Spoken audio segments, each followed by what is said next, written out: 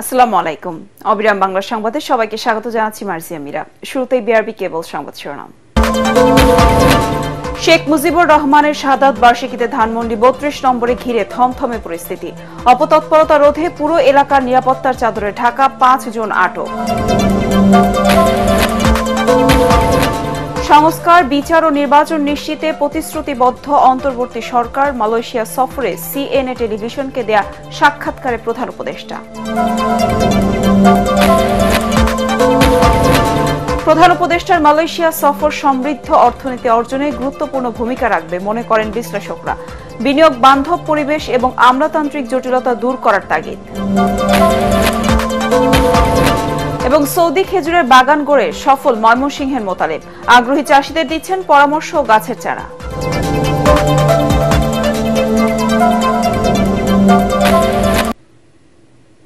শুনছিলেন বিআরবি কেবল সংবাদ শিরোনাম, এবার বিস্তারিত। শেখ মুজিবুর রহমানের শাহাদাত বার্ষিকীতে কঠোর নিরাপত্তা বেষ্টনীতে ঢাকা ধানমন্ডি ৩২ নম্বর এলাকা।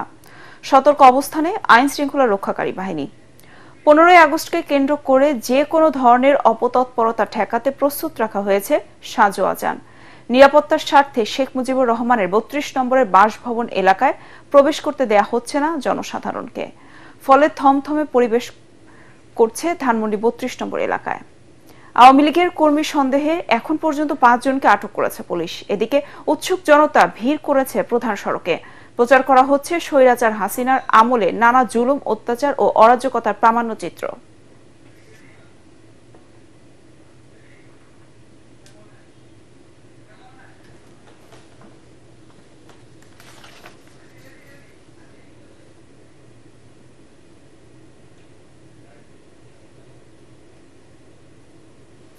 দর্শক, এই মুহূর্তে ধানমন্ডি ৩২ নম্বর এলাকায় আছেন সহকর্মী মুশফিকুর রহমান। আমরা সরাসরি চলে যাচ্ছি তার কাছে।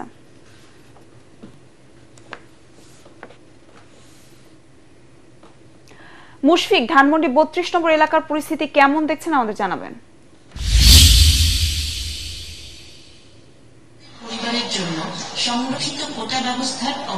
মীরা, সকাল থেকেই অবস্থান করছি ধানমন্ডির ৩২ নম্বর রোডে। শেখ মুজিবুর রহমানের যে বাসভবন ছিল সেই বাসভবনের এই দিকটাতেই আমরা অবস্থান করছিলাম সকাল থেকে। বেশ ভোরের দিকে কিন্তু এখানে বেশ থমথমে অবস্থায় পরিস্থিতি বিরাজ করছিল এবং আইন শৃঙ্খলা রক্ষাকারী বাহিনী পুরো এলাকাটা বেশ ঘিরেই রেখেছে, যাতে করে কোনো ধরনের কোনো অপতৎপরতা অথবা এগুলো যাতে না করতে পারে কেউ, এর জন্য। এবং সাজোয়া যেন আমার পেছনে দেখতে পাচ্ছেন প্রস্তুত রয়েছে। তবে বেলা বাড়ার সাথে সাথে কিন্তু আমরা বিচ্ছিন্ন কয়েকটা ঘটনা দেখেছি। এই কিছুক্ষণ আগেই কিন্তু একজন এখানে আওয়ামী লীগের নেত্রী বা আওয়ামী লীগের কর্মী পরিচয়ে এখানে কিন্তু ফুল দিতে এসেছিল ৩২ নম্বরের এখানে যে স্মৃতিস্তম্ভটা ছিল যেটা ভেঙে ফেলা হয়েছে, সেই স্মৃতিস্তম্ভে ফুল দিতে এসেছিল একজন। তাকে কিন্তু আসলে এখানে যারা সাধারণ মানুষ আছে এবং আমরা দেখেছি যে ছাত্র দল এবং যুব দলেরও বেশ লোকজন রয়েছে, তারা কিন্তু তাকে আসলে ভেতরে ঢুকতে দেয়নি এবং পুলিশি সহায়তায় তাকে কিন্তু এখান থেকে বের করে দেওয়া হয়েছে। আমরা দেখেছি যে কিছুক্ষণ আগেই তাকে কিন্তু একটা রিকশায় করে এখান থেকে করে দেওয়া হয়। এর আগেও কিন্তু এরকম বিচ্ছিন্ন ঘটনা ঘটেছে। একজন লোক হবিগঞ্জ থেকে এসেছেন, আরেকজন সাভার থেকে এসেছেন। তারা পরবর্তীতে দাবি করেছেন যে তারা এখানে দেখার জন্য উৎসুক জনতা হিসেবে এসেছেন, কিন্তু আসলে পরবর্তীতে তাদেরকে পুলিশের কাছে দেওয়া হয়। পুলিশ কয়েকজনকে ছেড়ে দিয়েছে। এরই মধ্যে আমাদের সাথে কিন্তু বলেছে ধানমন্ডির ভারপ্রাপ্ত পুলিশ কর্মকর্তা। তিনি আমাদেরকে জানিয়েছেন কালকে রাতের ঘটনায় কিন্তু আওয়ামী কর্মী সন্দেহে ৫ জনকে গ্রেফতার করেছে। তাদেরকে জিজ্ঞাসাবাদ চলছে এবং জিজ্ঞাসাবাদের পরে যদি তারা দোষী সাব্যস্ত হয় তাহলে তাদের জানিয়েছেন ভারপ্রাপ্ত কর্মকর্তা। এছাড়া আমাদের জানিয়েছেন যে আওয়ামী লীগ এবং তার সহযোগী কেউ যাতে অপতৎ না পারে এবং এই যে ধানমন্ডি ৩০ নম্বরের বাড়িটি আশেপাশে কোনো ধরনের মিছিল মিটিং করতে না পারে সেই ব্যাপারে কিন্তু তাদেরকে সরকারের থেকে নির্দেশনা দেওয়া আছে, সেই মোতাবেক তারা কার্যক্রম করছে। দেখতেই পাচ্ছেন যে আইন শৃঙ্খলা রক্ষাকারী বাহিনী কিন্তু ব্যাপক একটা উপস্থিতি এখানে আমরা লক্ষ্য করেছি, এবং বেলা বাড়ার সাথে সাথে যেটা বললাম যে উৎসুক জনতার ভিড়ও এখানে বেড়েছে, এবং তারা কিন্তু এখান থেকে নানা ধরনের দাবি তুলছেন। বলছেন যে স্বৈরাচার শেখ হাসিনাকে দেশে দ্রুত ফিরিয়ে এনে এখানে তার বিচার নিশ্চিতের দাবি তারা করছেন। এছাড়া জুলাই গণ অভ্যুত্থানে যারা দোষী, যারা ছাত্র জনতার উপরে বা সাধারণ জনতার উপরে গুলি চালিয়েছে, বিভিন্নভাবে তাদেরকে অত্যাচার করেছে, তাদেরকেও দ্রুত তাদের যে বিচার, সেই বিচার দ্রুতই সম্পন্ন করার দাবি তারা জানাচ্ছেন। এবং এখান থেকে কিন্তু শেখ হাসিনার যে শাসন আমল, সেই শাসন আমলে বিভিন্ন ধরনের জুলুম, অত্যাচার, রাহাজানি সবকিছু ডকু ফিল্ম কিন্তু এখান থেকে দেখানো হচ্ছে, সেটা আমরা দেখছি। এবং এখনো পর্যন্ত আমরা কোনো দলেরই কিন্তু আমরা কোনো তৎপরতা এখানে দেখতে পারিনি, বা কোনো সকাল থেকে কোনো ধরনের কোনো মিটিং এখানে এখনো পর্যন্ত হয়নি। তবে একটা বিচ্ছিন্ন ঘটনা যেটা উল্লেখ করলাম সেটা হয়েছে। পরবর্তীতে কোনো আপডেট থাকলে সেটা জানিয়ে দেওয়া হবে অবশ্যই। মীরা, ধন্যবাদ। জুলাই গণ অভ্যুত্থানে হত্যাকাণ্ডের বিচার ও সংস্কার ছাড়া নির্বাচন হলে বাংলাদেশে আবার পুরনো সমস্যাগুলো ফিরে আসবে। মালয়েশিয়ার কুয়ালালামপুরে সিঙ্গাপুর ভিত্তিক সিএনএ টেলিভিশনে দেয়া সাক্ষাৎকারে মন্তব্য করেন প্রধান উপদেষ্টা ডক্টর মোহাম্মদ ইউনূস। জানান, বাংলাদেশে একটি গ্রহণযোগ্য, পরিষ্কার ও উৎসবমুখর নির্বাচন আয়োজনের লক্ষ্যে কাজ করছে তার সরকার। নির্বাচনের পরে সরকারে থাকার কোনো পরিকল্পনা নেই বলে আবারও জানান অধ্যাপক ইউনূস। বলেন, জুলাই হত্যাকাণ্ডের বিচারের পাশাপাশি গণতান্ত্রিক সংস্কার, আইন শৃঙ্খলা পুনরুদ্ধার ও জবাবদিহিতা এবং সবশেষে অবাধ সুষ্ঠু নির্বাচন নিশ্চিত করা, অর্থাৎ তিনটি অঙ্গীকার সংস্কার, বিচার ও নির্বাচন নিশ্চিতে প্রতিশ্রুতিবদ্ধ অন্তর্বর্তী সরকার। এ সময় দেশের কূটনীতি নিয়েও কথা বলেন ডক্টর ইউনূস। বলেন, পাকিস্তান ও চীনের সঙ্গে ভালো সম্পর্ক রয়েছে, ভারতের সঙ্গেও ভালো সম্পর্ক রাখতে চায় বাংলাদেশ।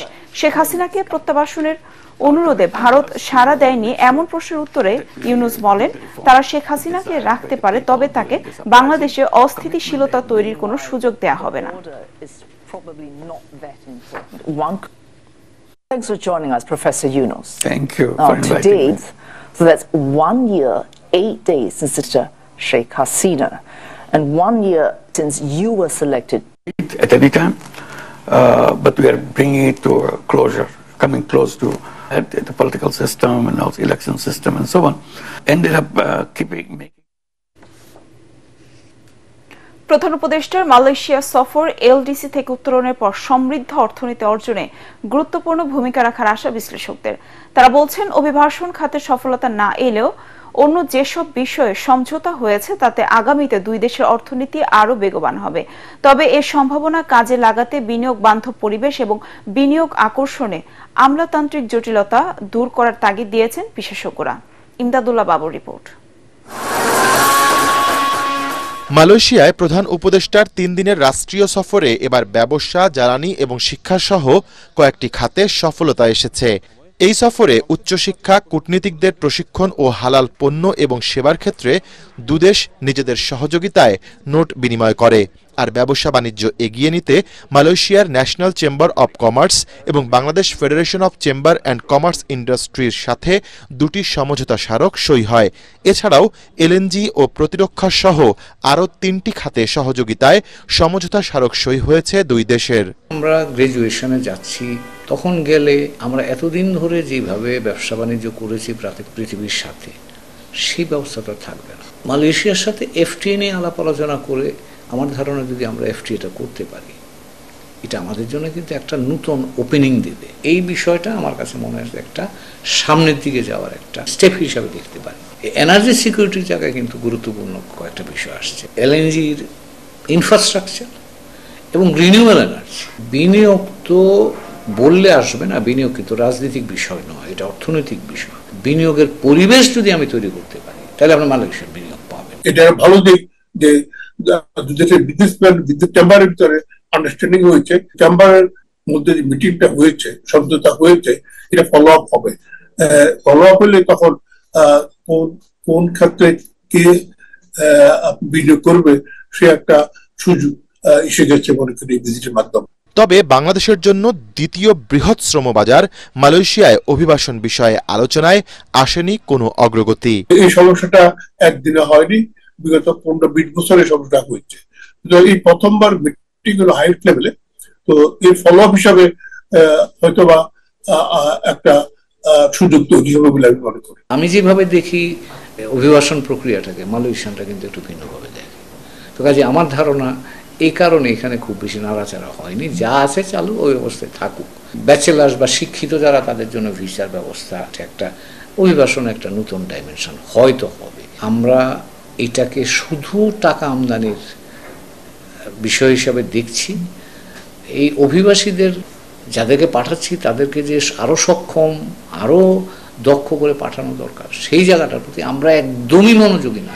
সব ক্ষেত্রে সফলতা না এলেও বাংলাদেশ মালয়েশিয়ার মধ্যে গভীর ও দীর্ঘস্থায়ী বন্ধুত্ব আরও এগিয়ে নিতে সফরটি নিঃসন্দেহে বিশেষ গুরুত্ব রেখেছে বলে মত বিশ্লেষকদের। ইমদাদুল্লাহ বাবু, ATN বাংলা, ঢাকা। হত্যা চেষ্টা মামলায় কারাগার থেকে জামিনে মুক্তি পেয়েছেন অভিনেত্রী ও ব্যবসায়ী শমী কায়সার। কারাগার কর্তৃপক্ষ জানায়, উত্তরা পূর্ব থানার হত্যা চেষ্টা মামলায় জামিনে পেয়ে বৃহস্পতিবার রাত 10:40 দিকে কাশিমপুর কেন্দ্রীয় নারী কারাগার থেকে বেরিয়ে যান তিনি। গত বছর 4 আগস্ট টঙ্গী সরকারি কলেজের ছাত্র জুবায়ের হাসান আজমপুর এলাকায় বৈষম্য বিরোধী আন্দোলনের মিছিলে অংশ নিয়ে গুলিতে আহত হন। পরে 22 আগস্ট উত্তরা পূর্ব থানায় 11 জনের নাম উল্লেখ সহ 1.5 থেকে 200 অজ্ঞাত আসামির বিরুদ্ধে মামলা দায়ের করেন জুবায়ের। মামলায় শমী কায়সারকেও আসামি করা হয়। গেল 11 আগস্ট হাইকোর্টের দ্বৈত বেঞ্চ শমীর জামিন আবেদন মঞ্জুর করে।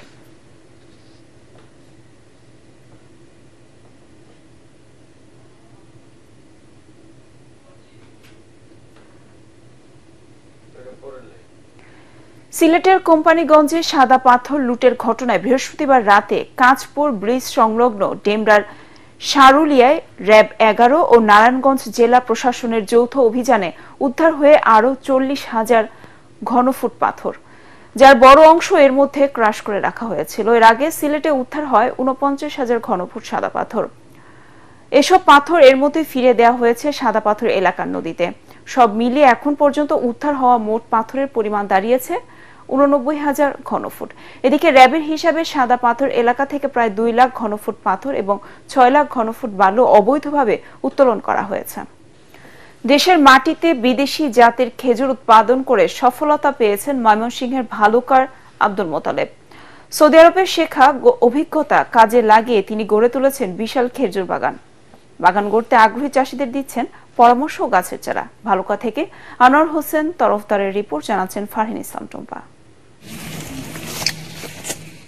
2 দশকেরও বেশি সময় ধরে দেশের মাটিতে বিদেশি জাতের খেজুর ফলাচ্ছেন ভালুকার হবিরবাড়ি ইউনিয়নের পাড়াগাঁও গ্রামের আব্দুল মোতালেব। জীবিকার তাগিদে 3 বছর ছিলেন সৌদি আরবে। দেশে ফেরার সময় নিয়ে আসেন 35 কেজি উন্নত জাতের খেজুর বীজ। বাড়ির পাশে 70% জমিতে 275টি চারা লাগিয়ে গড়ে তোলেন বাগান। এখন তা বেড়ে দাঁড়িয়েছে 7 বিঘায়। আমার 3000 গাছ আছে এখনো, এই বিদেশি সৌদিয়ান গাছ 350 গাছ মোটামুটি মিলায় ধরুন তো আছে।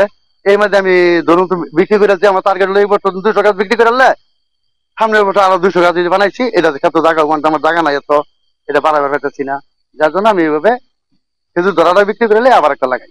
বর্তমানে তার বাগানে 3000-এর বেশি সৌদি আজোয়া, সুক্কারি, আম্বার, লিপজেল ও মরিয়ম জাতের খেজুর গাছ রয়েছে।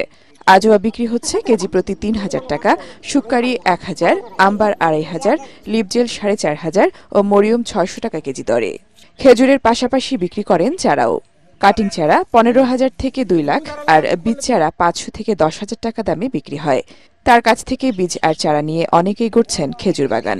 আমরা আগে বাণিজ্যিকভাবে খেজুরটা বিক্রি করতাম না, কিন্তু এখন আমাদের ফলন অনেক বাড়ছে। ইনশাল্লাহ আমরা আগামীতে 26 সাল থেকে বাণিজ্যিকভাবে খেজুরটা আর কি সারা বাংলাদেশে দেওয়ার শুরু করতেছি। এই আশপাশে বাড়িতেও খেজুর নিয়ে দিয়ে আসে। কৃষি মন্ত্রণালয় যদি এই ব্যাপারে সহযোগিতার হাত বাড়িয়ে দিত এবং এগিয়ে আসতো, তাহলে এই বাংলাদেশে সৌদি খেজুর চাষটি সম্প্রসারিত হইতো। ভালুকা কৃষি অফিস জানায়, মোতালেবের অভিজ্ঞতা ও পরামর্শে উপকৃত হচ্ছে খেজুর বাগান করতে আগ্রহী চাষিরা। বর্তমানে আমাদের যে এক্সিস্টিং ভ্যারাইটি গুলো আছে সেগুলো যদি সম্প্রসারণের একটু উদ্যোগ নেওয়া হয় বা নতুন জাত তৈরি করা হয়, তাহলে আমি মনে করি আমাদের দেশে খেজুরের আবাদ আরো অনেক বেশি বৃদ্ধি পাবে। আমাদের যে পরিমাণ খেজুর দেশের বাইরে থেকে আমদানি করতে হয়, সেই খেজুরের আমদানি অনেকটাই কমে যাবে। সরকারি পৃষ্ঠপোষকতা পেলে সারা দেশে সৌদি খেজুর চাষ ছড়িয়ে দিতে চান কৃষি উদ্যোক্তা Motaleb. Bureau report, ATN Bangla. রাজধানীর মোহাম্মদপুরের শীর্ষ মাদক ব্যবসায়ী বুনিয়া সোহেলের আত্মস্থানায় যৌথ বাহিনীর অভিযানে 1,13,00,000 টাকা ককটেল বোমা ও বিপুল পরিমাণে মাদক উদ্ধার করা হয়েছে। শুক্রবার মধ্যরাতে মোহাম্মদপুর জেনেভা ক্যাম্পে সেনাবাহিনী ও পুলিশের যৌথ অভিযানে 13টি তাজা ককটেল বোমা, 25টি আধা প্রস্তুতকৃত ককটেল বোমা, গান পাউডার ও মাদক সহ দেশীয় অস্ত্র উদ্ধার করা হয়। 46 সশস্ত্র পদাতিক ব্রিগেডের এক কর্মকর্তা জানান, জব্দকৃত সামগ্রী মোহাম্মদপুর থানায় হস্তান্তর করা হয়েছে।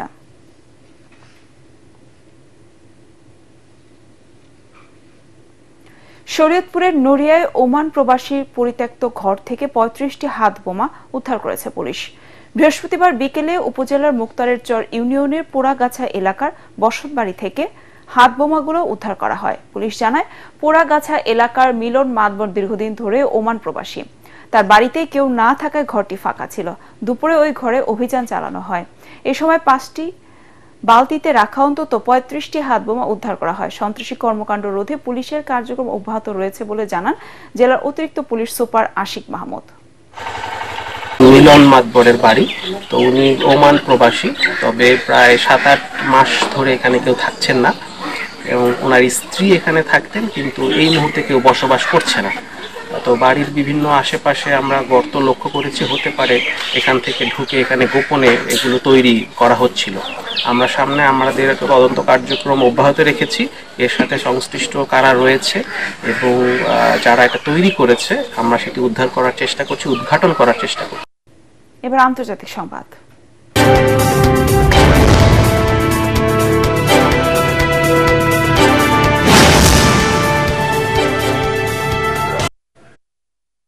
বহুল আলোচিত মার্কিন প্রেসিডেন্ট ডোনাল্ড ট্রাম্প ও রুশ প্রেসিডেন্ট ভ্লাদিমির পুতিনের মধ্যে দ্বিপাক্ষিক বৈঠক অনুষ্ঠিত হতে যাচ্ছে আজ। যুক্তরাষ্ট্রের আলাস্কার আংক্রিজ শহরে অনুষ্ঠিতব্য দুই দেশের প্রেসিডেন্টের একান্ত বৈঠকে শুধু দোভাষীরা উপস্থিত থাকবে। বৈঠকের পর উভয় পক্ষের প্রতিনিধিদের মধ্যে আলোচনা, ভোজ এবং যৌথ সংবাদ সম্মেলন হবে। রুশ প্রতিনিধি দলে আছেন পররাষ্ট্রমন্ত্রী সের্গেই ল্যাভরভ, প্রতিরক্ষামন্ত্রী আন্দ্রেই বেলুসভ, অর্থমন্ত্রী আনন্দ সিলুয়ানোভ এবং পুতিনের বিশেষ দূত কিরিল দিমিত্রেভ। 3 বছরেরও বেশি সময় ধরে ইউক্রেনে রাশিয়ার পুনর্মাত্রায় আক্রমণের পর এটি পুতিনের প্রথম কোনো পশ্চিমা দেশ সফর। ক্রেমলিন জানায়, বৈঠকে দ্বিপাক্ষিক সহযোগিতা উন্নয়নে মতবিনিময় হবে, বিশেষ করে বাণিজ্য ও অর্থনৈতিক ক্ষেত্রে। এদিকে বৈঠকের আগে ইউক্রেন যুদ্ধের অবসানে ডোনাল্ড ট্রাম্পের প্রচেষ্টায় প্রশংসা করে রুশ প্রেসিডেন্ট বলেছেন, মার্কিন প্রশাসন যুদ্ধ শেষ করতে যথেষ্ট প্রাণবন্ত ও আন্তরিক প্রচেষ্টা চালাচ্ছেন। এবার খেলার খবর।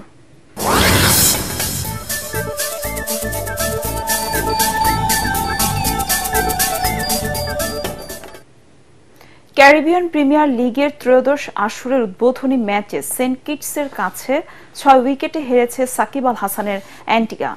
ওয়ার্নার পার্কে 95 রানে 5 উইকেট হারিয়ে ব্যাটিং বিপর্যয়ে পড়ে অ্যান্টিগা।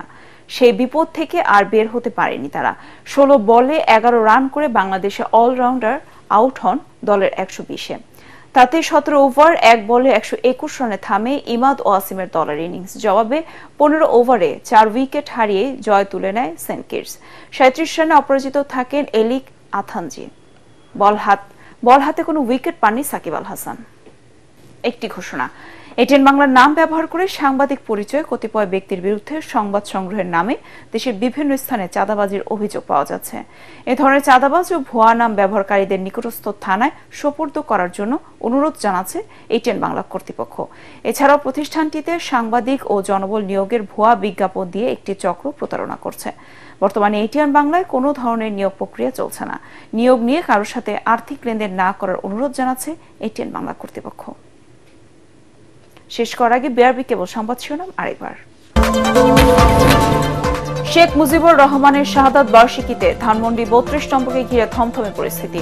অপতৎপরতা রোধে পুরো এলাকার নিরাপত্তার চাদরে ঢাকা, 5 জন আটক।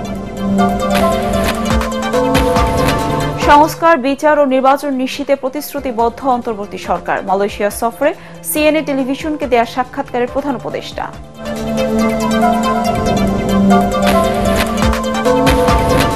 প্রধান উপদেষ্টার মালয়েশিয়া সফর সমৃদ্ধ অর্থনীতি অর্জনে গুরুত্বপূর্ণ ভূমিকা রাখবে মনে করেন বিশ্লেষকরা। বিনিয়োগ বান্ধব পরিবেশ এবং আমলাতান্ত্রিক জটিলতা দূর করার তাগিদ। এবং সৌদি খেজুরের বাগান গড়ে সফল ময়মনসিংহের মোতালেব, আগ্রহী চাষিদের দিচ্ছেন পরামর্শ ও গাছের চারা।